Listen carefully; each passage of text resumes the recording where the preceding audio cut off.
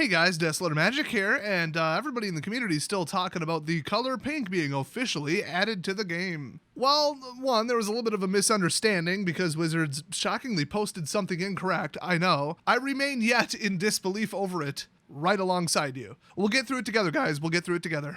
With the power of friendship. But anyway, whenever somebody talked about it, there was always, comments on, especially Twitter and Reddit, which is like Pedantic Central, where everybody's just literally living out the actually meme, like, actually, they added another color earlier. Actually, you're wrong, this isn't the 6th color. It's the 7th, it's the 8th. Well, I don't agree with that kind of talk.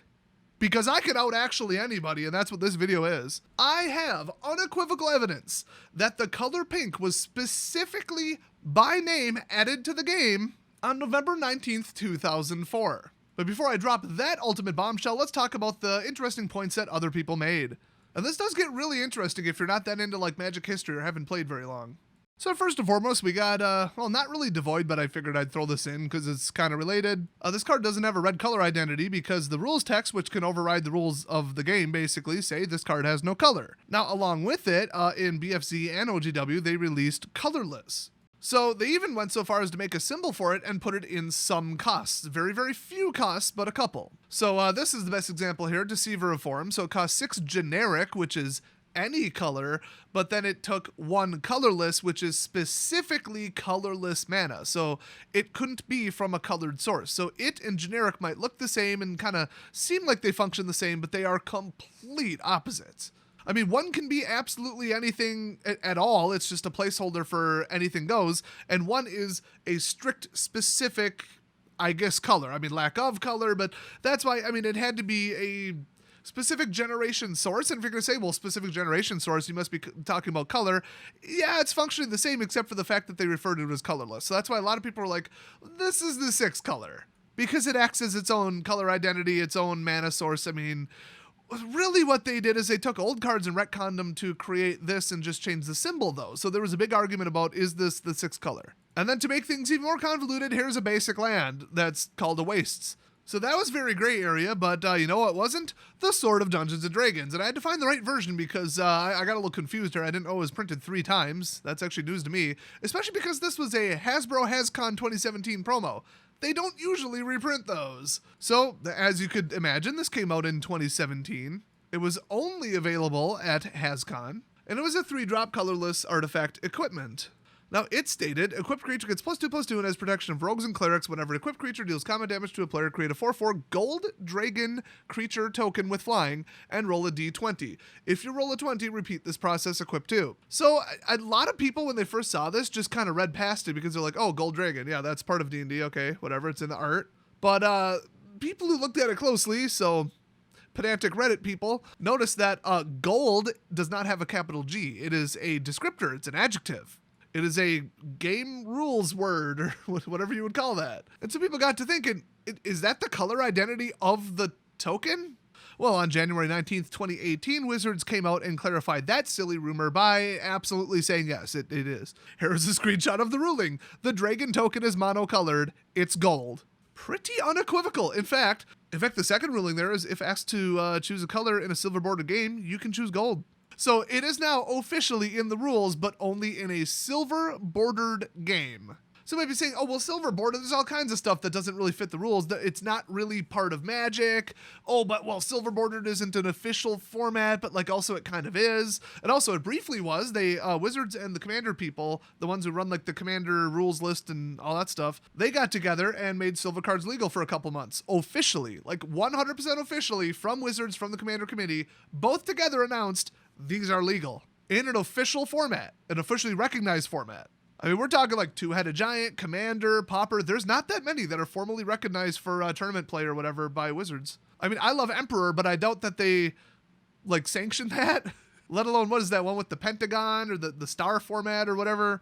So, I mean, this is legit, except people are like, yeah, but silver bordered. And they're saying that because, well, this was the card in question that was posted yesterday by Wizards, Water Gun Balloon Game, which clearly has a black border, except the literal color of the border and the like figurative rules color of the border are 2 different things now because Wizards So ignore the border. A card is, quote, silver bordered if it has a certain symbol on the bottom, an acorn symbol. Now you can see the anti-counterfeiting mark on the bottom of this one is an oval, which means that it is a black bordered card, which means it's legal in any format that it's legal in, according to release. So basically any Eternal format. So Commander, Vintage, Legacy, all that. So they said, okay, this is the first time it's officially been added to like a real format in the game, despite the fact that silver border cards were legal in Commander, but okay. That in itself was controversial and obviously just a cash grab. Doesn't change the fact that it happened. People are saying, no, this is the first black bordered case of pink being referenced as a color identity. Oh, except it isn't. Guess what they just stealth edited into the article? Oops, that's an acorn on the bottom. Oh, that's a shame. Okay, stealth edit is a little generous when they added editor's note in a previous version of this article. The card's hollow foil stamp was displayed with an oval shape. Well, you get it. They explained, yeah, that was wrong. This is acorn. It's not legal. It's, it's a silver bordered card.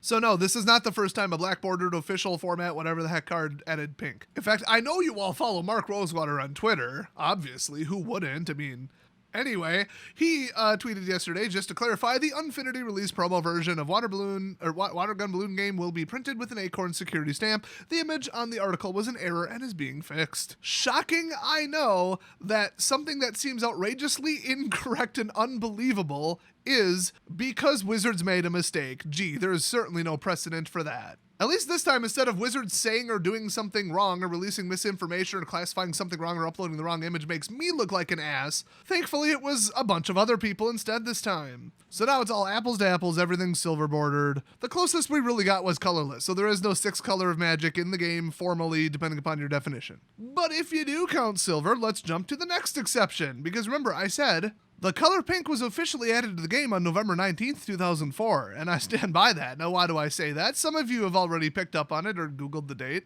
That's when this card and Unhinged came out. And speaking of came out, apparently that's when the lead singer of System of a Down came out, according to this artwork. My God, that is the most flamboyant stepping out of a closet from Narnia I've ever seen. So this card is called Avatar of Me, so it's supposed to be you, the player. People making that J.K. Rowling joke like, oh, today I just bravely informed my parents that they're gay. And also you the reader, were gay the whole time. But Wizards, way ahead of that one. Get on the leather pants, because you are fabulous. Anyway, this absolute gem of a card is a 4-cost, but not really. Avatar, star for the power and toughness. And it says it costs 1 more to play, 1 more mana for each 10 years you've been alive. Oh, they didn't just fit age discrimination on the card. They also put Avatar of Me's power is equal to your height in feet. That's geo something, ethnist, anti-metric. I don't know what that is, but it's something. And then its toughness is equal to your American shoe size, round to the nearest 1/2. I guess they just stopped at the artwork and were like, it's woke enough. Let's proceed to discriminate against all of Europe and all of Asia. Which, let alone metric, they based it on height? I'm just saying. Anyway. By the way, I'm just throwing their stupid SJW bullshit back in their face. I'm not actually serious. Apparently when I make, dumb SJW parody jokes, some of you think I'm actually offended and actually care. I do not. I just like calling out hypocrites because Wizards doesn't hire black people, among other issues, and yet they're the loudest on Twitter. It always is the loudest ones that are secretly racist. Anyway, the last line of the card is Avatar of Me's color is the color of your eyes. And you might think, oh, well, you have to round to the nearest color.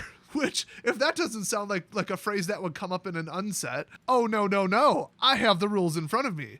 And as you can see in the screenshot, this rule was published 2/29/2020, which, I mean, that date is very commonly not correct, but it's more not correct on the older cards. Something about a database transfer, they did it wrong. But all they're saying, let's just clarify that this was always the rule all the time. So the official release of the color pink was the much earlier date that I said before, but already closed the tab. 2004, I think? Is that what it was? So if we read the second ruling, silver bordered rules include any conceivable eye color, not just the 5 traditional Magic colors. If your eyes are hazel, Avatar of Me is hazel. So why do I say that the official release of the color pink was at the same release as Unhinged? Well, because some albino people have pink eyes. Pink to red, but I looked it up. I did lots of research on this because I was really confused about the albino people with blue eyes, because I have blue eyes and I have absolutely zero melanin in my eyes. I phrased that weird. That's how blue eyes work for everybody with blue eyes. So if lack of pigmentation is blue, something about blood vessels, all I know is albino people sometimes have pink eyes. I looked it up. So conceivably, if an albino person played the game, they could have pink colored eyes and say pink. So you may think, oh yeah, but that's a thing. That's not like an actual recognized, oh, hold that thought. I told you, nobody out pizzas the HUD and nobody out actually's the Desolator, okay? Actually, in the first Google result I could find, which is virginia.gov, officially accepted eye colors for a driver's license is black, blue, brown, gray, green, hazel, maroon, multicolored, and pink. And then XXX for unknown. And the official shortening is PNK. So, like, it's part of the law in Virginia at the DMV. And I don't need to explain to you that the Virginia Department of Motor Vehicles has authority over Wizards of the Coast silver bordered formats. I mean, everybody knows that. I shouldn't have even said it. So bang the gavel, judge, because I rest my case that pink was added to the game in, fine, I looked it back up, November 19th, 2004. The judge finds in favor of Desolator Magic, and Wizards now owes me $1 trillion. So hey, if you have another example of an older color identity addition to the game, keep it to yourself. I don't care. I did like 10 minutes of research for this video, and that's all I was willing to put into it. So as far as I'm concerned, this is every single reference going back to the beginning of the game. If I'm wrong, piss off. Go back to arguing about which is the best creature to cut in half with the new cut in half card. Which, like, 100 of you said Worm Coil Engine. Okay, I wasn't going to go off on this, but you're all wrong. For example, Avatar of Me, if you cut this in half, what would its power and toughness be? Still, your height in feet and your American shoe size. You know why? Because last in wins and lowest level wins. So if a card's power and toughness are set after the fact by the card and not what's printed on the corner of it, or I should say by the rules text, well, then that's still relevant. So you cut it in half and you get two that are the full size. Worm Coil, I mean, that's cool as long as you get it killed again later. But I'd rather just have a clone, thanks. For 3 mana in black, I mean, that's like better than anything in blue. So everyone who said Worm Coil, I'm sorry you have failed the test. See me after class. I'll see you guys next video.